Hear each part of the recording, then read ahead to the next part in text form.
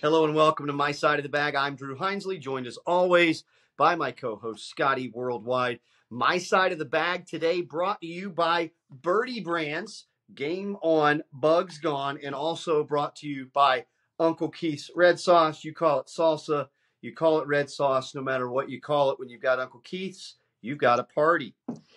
My Side of the Bag also found on Spotify and YouTube, X, and Instagram. My Side of the Bag, all one word, no spaces, at My Side of the Bag. That's how you find us on all the different hosting platforms. Check us out on all the different ones. Give us a like and give us a listen, and we much appreciate it. All right, now to our guest today, one of my favorite young guys in pro golf. He's been caddying for 3 years. I think he would say 3 long years at this point, this late in his third season. He worked a major championship last year at LA Country Club's Men's U.S. Open. And without further ado, let me introduce Brock Dupree to My Side of the Bag. Brock, thanks for coming on. Absolutely, guys. Thanks for having me. I appreciate it. Where are you today? I am in a little town called Brainerd, Minnesota, helping out a buddy on the Americas tour this week. So, okay. Scotty, you're at home. I'm at home in LA. Yeah. Fighting the LA traffic. Yes. Do you need a little woosah time to calm down? No, I'm good. I got in. I got a steak that's chilling, ready to be cooked in about 45, 50 minutes. I've had one cider since I gotten home, so we're good to go. love it. Okay. We're going to start real quick with some breaking news that happened to Scotty Worldwide. Scotty was supposed to be at TPC Boston this week. His boss, IK Kim, tees off first thing in the morning at the Old Course on Sunday in the AIG Women's British Open. She finishes, retires. Wow. Scotty, give us the details on what's going on. Yeah, no, and sorry if there's boxes in the back, but we are moving in 2 weeks, so that's going to be fun without me. But long story short, and literally the suitcases are right here, still packed. Saturday night, I have a 6:30 a.m. flight Sunday, and so a call comes in 4 o'clock Saturday afternoon, which must have been 10, 11 o'clock time in Fife, Scotland, and it's IK Kim, and just like when someone calls you and they have not necessarily great news and they've been up thinking about it, you can just tell. And I was like, hey, IK, what's up? And she goes, hey, I hate to do this. And I know this sucks, but I've been thinking about something all night. And I want tomorrow, Sunday, to be my last 18 holes at the Old Course. Wow. So I'm going to retire after the round, which, I mean, to be fair, is there ever a better place to have a walk-off? Exactly. So I said, hey, all good, totally get it. It gives me another week to pack and stay home with the missus. Me and AK struck up a relationship when we got third this year at the Dow. She was our partner when I worked for AG King. And she's taking care of me for the week. So I have no bad bones about it. It was just kind of a fluke thing to not be in Boston and, getting paid to stay home and talk golf with 2 buddies right here. So I'm all good.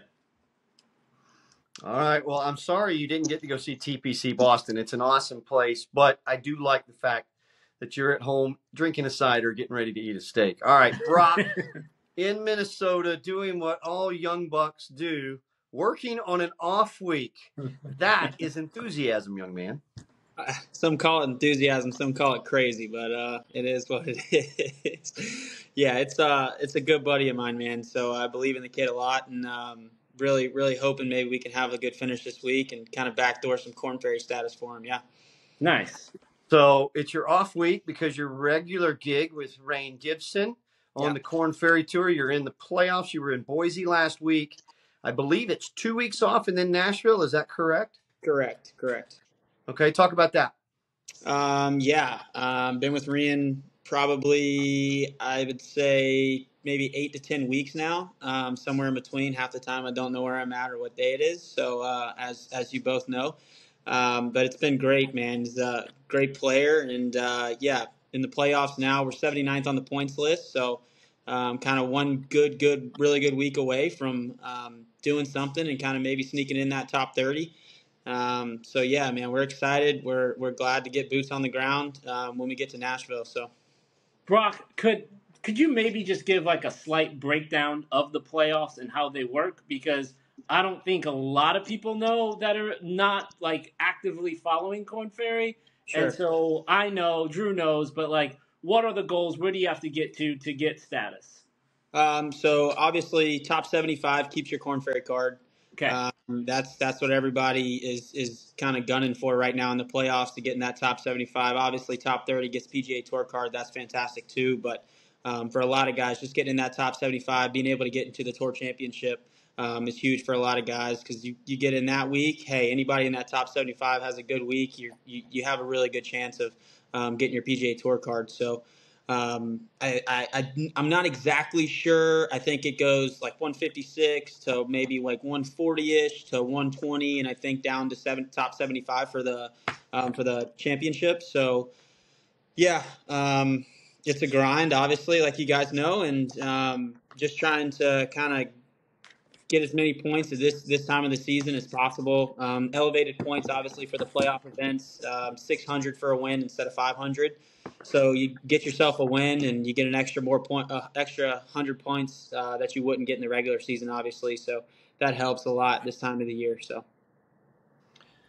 Okay, going to Nashville, then the Scarlet Course at Ohio State. Then I think another week off. You guys aren't going to play opposite the President's Cup. And Correct. then you will have the finals in French Lick, Indiana. So Yep. 3 weeks kind of in the central Ohio Valley. Going to be a tough grind for you with rain. You've been doing this 3 years. Give us a quick rundown of some of the players you've worked for, and then we'll get into the top 30 and some predictions you might have for that. Sure. My first 2 seasons out here, I was pretty much with the same guy all year. My first year out, guy that first hired me, his name is Alexandre Roca. Great guy out of Brazil. Worked for him for pretty much my whole entire first season out here. Last season, I worked for a kid named Jacob Solomon, really good guy. Went to the U.S. Open with him. Made the cut, so that was super awesome, obviously. Then we kind of split towards the end of the year. I worked for 2 other guys, one being Bryson Nimmer out of Clemson, really good dude, really good player. Then the other one being Noah Goodwin, who's in the top 30 right now, pretty much been in the top 30 all season. So really good kid. Then this year I've bounced around a little bit. I've worked for Jamie Lovemark a little bit. Been with Rian Gibson, and I've also worked for Keenan Husky is the guy's name out of the University of South Carolina. Really good dude and great player. So. Nice.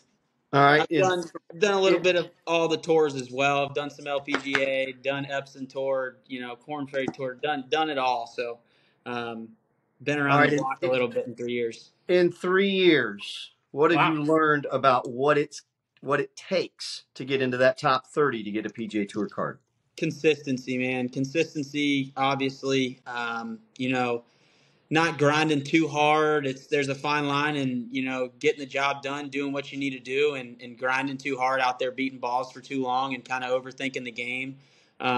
For most of the guys that I've seen, very rarely do you have your first year on the tour guys that kind of get their tour card. It's a lot of guys that maybe have been in Korn Ferry a year or two, and have kind of grinded, had to learn how to travel, had to learn how to, operate as a pro. And have a little bit of scar tissue, if you will, kind of seeing, hey, this is maybe working for me or this is not. But yeah, number one thing, just consistency, man. Being able to, accept the weeks that you don't get the job done or get done what you're expecting to do, and kind of being able to show up the next week, not letting it weigh too much on yourself, and kind of getting back after it, trusting your process, and trying to stay as consistent as possible. So.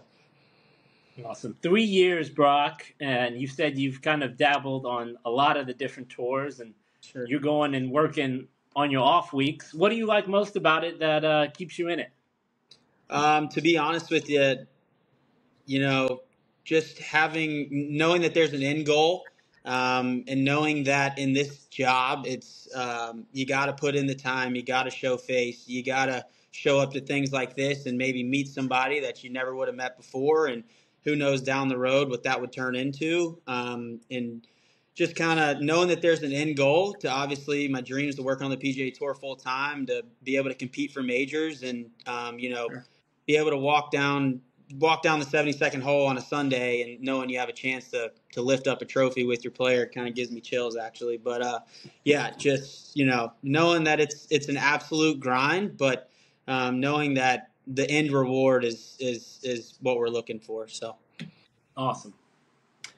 All right, so you've been out with these guys all season. We're down to the last 3 playoff events. The top 30 are making it to the show, and I believe they'll start at the Sony Open, but some of these guys may try to sneak in and get a sponsor invite into some of these fall events that we're having later this year.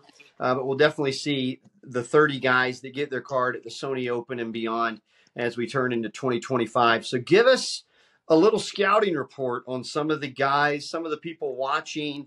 Probably, I'd say 99% of the people watching don't really even know who's leading the money list on the Korn Ferry. So give us a couple of names that maybe we can look for in 2025 to make some noise on the PGA Tour. Sure. First and foremost, obviously, number one player on the points list right now, Matt McCarty. The last 2 tournaments that he's won, I've actually been paired with him the first 2 rounds, which is he's won 2 tournaments in the last 4 or 5 weeks, I think. So yeah, I mean, Matt McCarty, super consistent. He ball strikes it so good.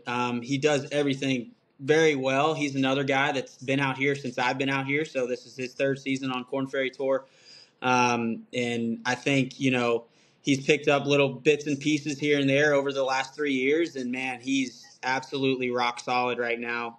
He really didn't miss a golf shot in the 36 times 2, whatever that is. Not a big math guy right now. I'm off. So That's 72 holes. 72 holes. That's right. Correct. 72 holes.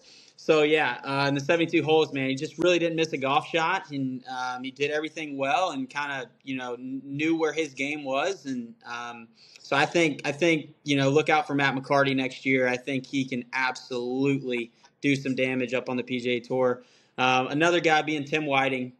Tim Whiting, I've been paired with him a couple times, and he's absolutely solid. Another ball striker, really good game, kind of hits it where he's looking kind of guy. And he rolls it well. Short game's great. Just a solid dude and kind of a pro's pro the way he carries himself out there. He kind of knows what he's out there to do, and he's kind of blinders on and stays focused the whole time. So I think, Tim Whiting as well. Look out for him. I think he can make some noise. And my other guy that I think is absolutely going to make some noise up there is Quade Cummings out of Oklahoma.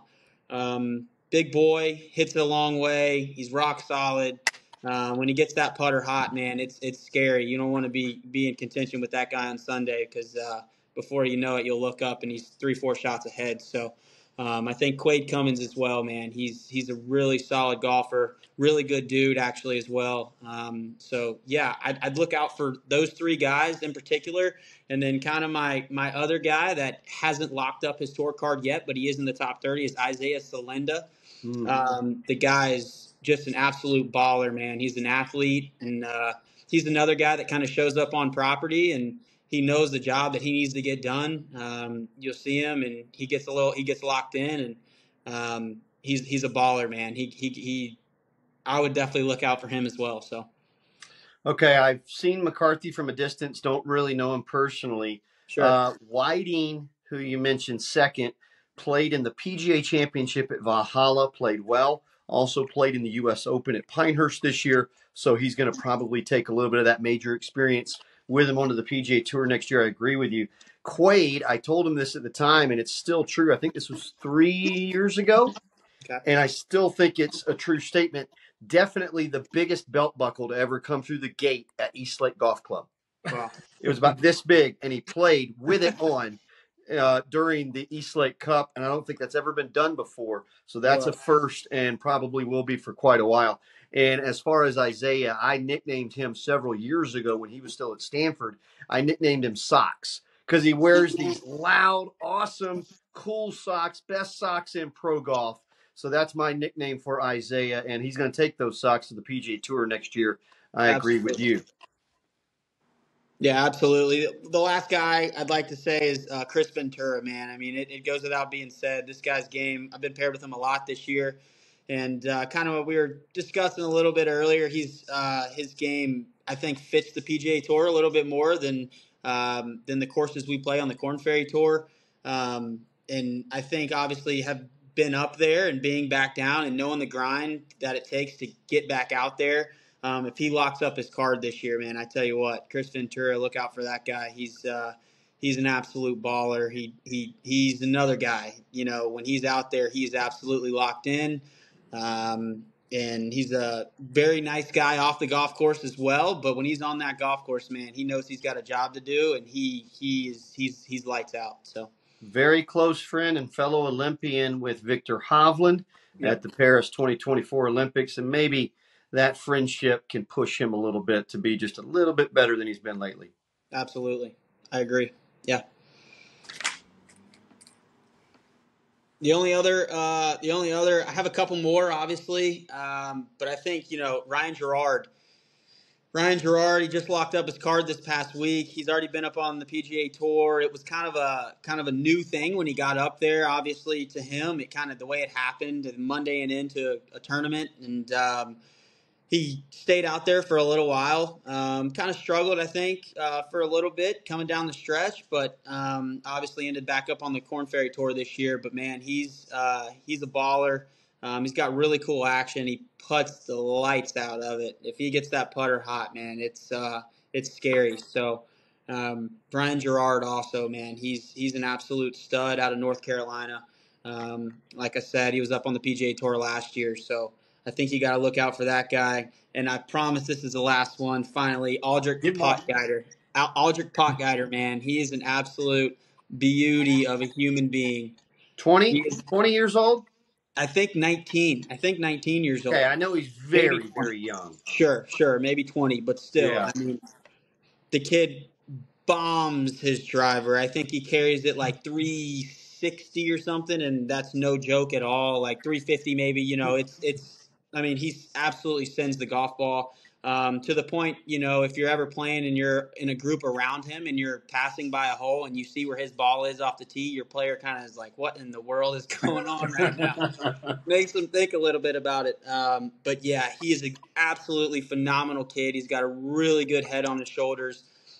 Great family, surrounded by the right people, and I think, man, when he gets it going up there, and he's gonna be absolutely a baller up on the PGA Tour. He won the British Am, which got him into the U.S. Open and LACC, and that's actually where I met him. His next week was his first start on the Korn Ferry Tour in Oklahoma and Norman there. And this year, man, he's been lights out. He won the second tournament of the year. He's pretty much been in the top 30, obviously, all year since then. And the kid is just an absolute beauty of a human being, and he's surrounded by the right people, like I said. And just you can tell when you talk to him, he is 19 or 20 years old, but when you talk to him, you're like, man, this kid's the real deal. So yeah, I mean that's my list of guys to look out for coming up to the PGA Tour next year, and I think we'll all know their names pretty soon. Love that. All right, so I got a couple of names. I think somebody that's going to play a little bit better at the PGA Tour instead of having to fire at 72 flags on the Korn Ferry Tour is William Mao. I think he locked up his card as well last week. I think he's going to play really well. He's from Southern California, LA area. So when you get those West Coast events in Palm Springs, San Diego, I think he's going to feel right at home.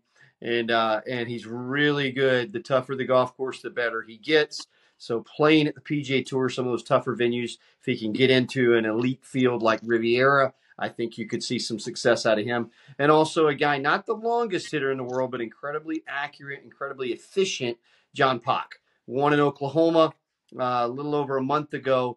And I think once he gets to the PGA Tour, he may be one of those guys. You're going to see him at Colonial. You're going to see him at Harbor Town, some of the shorter courses that require a lot of accuracy. And obviously he can putt it very well. So that's going to carry him a long way on the PGA Tour.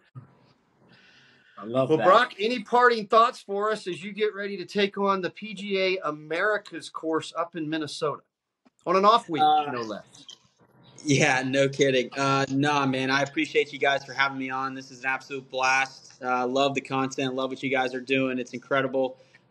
It's very interesting, and it makes people want to watch. I've obviously talked to you. I don't remember what tournament it was, maybe Raleigh, and I was like, man, you got to keep it rolling. This is awesome. I love what you guys are doing. So, Well, you can thank Scotty Worldwide for keeping this thing going because he's a cattle prod on me, and I need it, and he's exactly what I need to keep this show going. Scotty will tell you it's hard work making me do some of these shows. Hey, listen. I stumbled upon old podcasts that Drew was doing, and I was thinking, why in the heck are you not doing this? We need this. And so he said the only reason I'm going to do it and bring it back is if you doing it. And so here we are. I love it. I love it. You guys keep rolling, man. Seriously, it's awesome, and bringing a different aspect to the game of golf, and kind of letting everybody know certain things that they might not know. So yeah, keep it up, guys. You're killing it. I appreciate you guys. And before we let you go, you have kicked around the idea of doing your own show. So, where do we stand with that? Obviously, being on the road as much as we are, kind of setting it up and kind of getting there has been not on the forefront, but eventually you might see something, and I'd love to have both of you guys on whenever I do. Yeah. Do we have any work? Hold on now, because I did a study on Instagram, and we're getting some detailed food breakdowns in the wake of our boy Kenny Harms. So Brock's holding that down right now for us on social media. Kenny was definitely a big. I used to love his pizza reviews and all that good stuff, and always eating at different places. So yeah, I was a chef, or kind of worked for a chef company before I started caddying, and food's a big passion of mine. So as much as we travel, I figured, hey, why not try out some good local spots and kind of just put some content out there. So yeah. So the question, where are we going to eat in Minnesota this week? Man, I've been digging, brother. It's few far in between out here. I've done Chipotle and Jersey Mike's so far. Well, so neither of those got a review yet, but maybe we'll find something around here. Well, go treat yourself and sit down and get weighted on one night, hopefully. Yeah, we'll do that. We'll do that for sure. All right. Well, do we have a working title for your show yet? Or anything we're kicking around? Am I putting you on the spot too much? No, there's a couple. I haven't had anything. Looper pod, but that's pretty basic. We got to work on that. Yeah, I feel you're too creative. You can come up with something cool. Absolutely. Well, and I'll tell you, Kenny does the pizza reviews. You do the sandwich reviews and other food. Scotty can do the wine reviews, and he can give you a wine review from Kenny Harm's wine cellar. Love that. I've been once or twice. Kenny's opened some good wine for us, so love that. Now, in recent news, he'll have some time to order some more wine. So sure. Plenty of it. We'll leave that there. Yeah. Well, Brock, thanks for joining us. Scotty, thanks for fighting through some LA traffic to come do this show today. Thank you to Uncle Keith's Red Sauce. When you have Uncle Keith's, you can call it a party. And Birdie Brands, Game On, Bugs Gone. You can catch us on Spotify, YouTube, X, and Instagram. Give us a like, give us a follow, give us a listen, and we will see you next time on My Side of the Bag. Thanks, Brock.